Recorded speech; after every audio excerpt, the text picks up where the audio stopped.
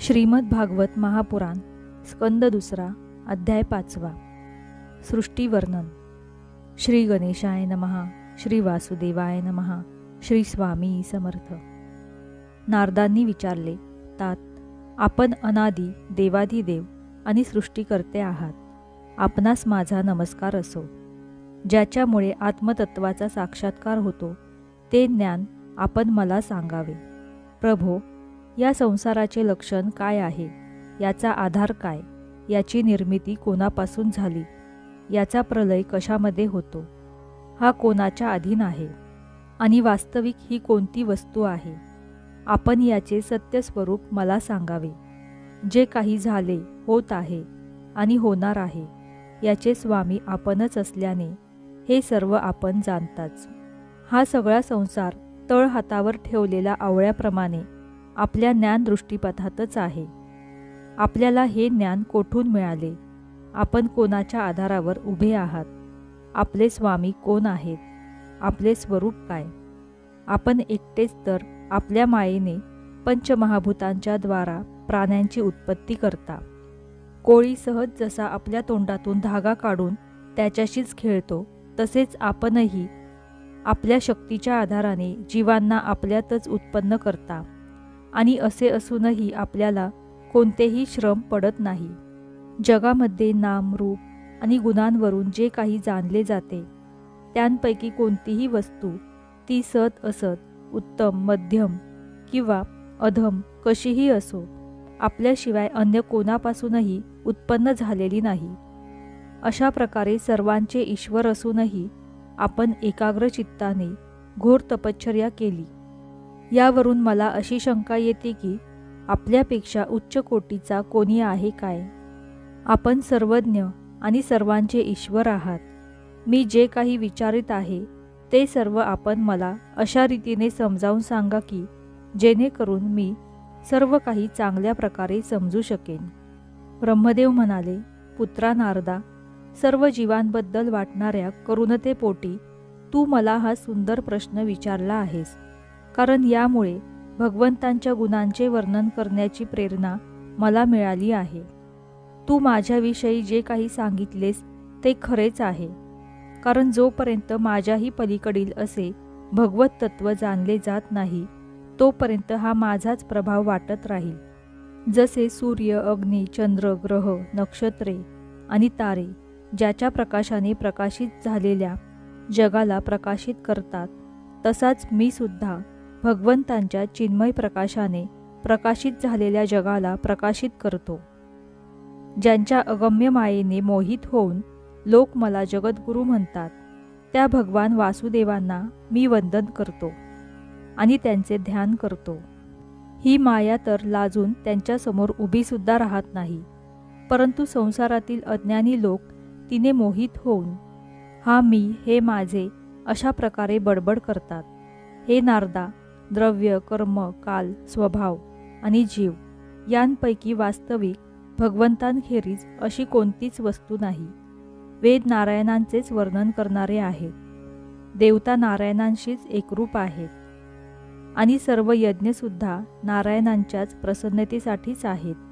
यज्ञापासून ज्या लोकांची प्राप्ती होते तेही नारायणांमध्येच कल्पिलेले आहेत. सर्व योगसाधना नारायणांच्या प्राप्तीसाठीच केल्या जातात. सर्व प्रकारचे तप नारायणांकडेच घेऊन जाते. ज्ञानानेही नारायणांनाच जाणले जाते. सर्वांचे फलही भगवान नारायणच होत. ते द्रष्टा असूनही ईश्वर आहेत. निर्विकार असूनही सर्वांचे स्वरूप तेच आहेत. त्यांनीच मला निर्माण केले आहे आणि त्यांच्या दृष्टीनेच प्रेरित झालेला मी सृष्टीची रचना करतो. मायेच्या गुणांनी रहित अशा भगवंतांनी उत्पत्ती, स्थिती आणि प्रलय यासाठी रज, तम आणि सत्व हे गुण मायेच्या द्वारे स्वीकारलेले आहेत. हे 3 गुण द्रव्य, ज्ञान आणि क्रिया यांचा आश्रय घेऊन मायातीत अशा नित्यमुक्त पुरुषाला त्याने मायेचा आश्रय केल्यानंतर कार्य, कारण आणि कर्तेपणा यांच्या अभिमानाने बद्ध करतात. नारदा, इंद्रियातीत असणारे भगवान गुणांच्या या 3 अवतारांनी स्वतःला चांगल्या रीतीने लपेटून घेतात. म्हणून लोक त्यांना ओळखत नाहीत. माझे आणि सर्व विश्वाचे एकमात्र स्वामी तेच आहेत. मायापती भगवंतांना आपण अनेक व्हावे अशी इच्छा झाल्यानंतर आपल्याच मायेने त्यांनी आपल्या स्वरूपात काल, धर्म आणि स्वभाव यांचा स्वीकार केला. भगवंतांच्या शक्तीमुळे कालाने या 3 गुणांमध्ये क्षोभ उत्पन्न केला. स्वभावाने त्यांना रूपांतरित केले आणि कर्माने महतत्वाला जन्म दिला. रजोगुण आणि सत्वगुण यांनी वृद्धिंगत झालेल्या महतत्वापासून ज्ञान, क्रिया आणि द्रव्यरूप असा तमप्रधान विकार उत्पन्न झाला. त्याला अहंकार म्हटले गेले आणि तो रूपांतरित होऊन 3 प्रकारचा झाला. ते 3 भेद वैकारिक, तेजस आणि तामस. नारदा हे क्रमशः ज्ञानशक्ती, क्रियाशक्ती आणि द्रव्यशक्ती प्रधान आहेत. जेव्हा महाभूतांचे कारण असणारा तामस अहंकार रूपांतरित झाला तेव्हा त्यापासून आकाशाची उत्पत्ती झाली.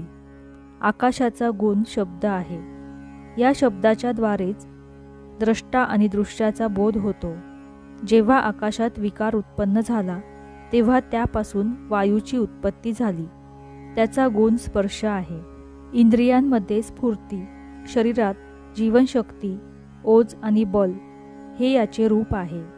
काल, कर्म आणि स्वभावाने वायूमध्ये सुद्धा विकार उत्पन्न होऊन त्याच्यापासून तेजाची उत्पत्ती झाली. याचा प्रधान गुण रूप आहे.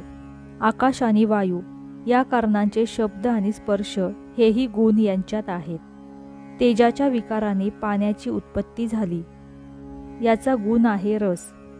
याला कारणतत्व असणाऱ्यांचे शब्द, स्पर्श आणि रूप हेही गुण यांच्यात आहेत. पाण्याच्या विकाराने पृथ्वीची उत्पत्ती झाली.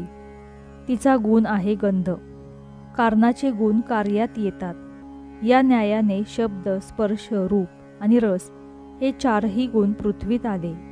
वैकारिक अहंकारातून इंद्रियांच्या अधिष्ठात्या अशा दिशा, वायू, सूर्य, वरुण, अश्विनी कुमार, अग्नी, इंद्र, विष्णू, मित्र आणि प्रजापती या 10 देवतांची उत्पत्ती झाली. तैजस अहंकारापासून कान, त्वचा, डोळे, जीभ, पाय, गुदद्वार आणि जननेंद्रिय ही 5 कर्मेंद्रिये उत्पन्न झाली.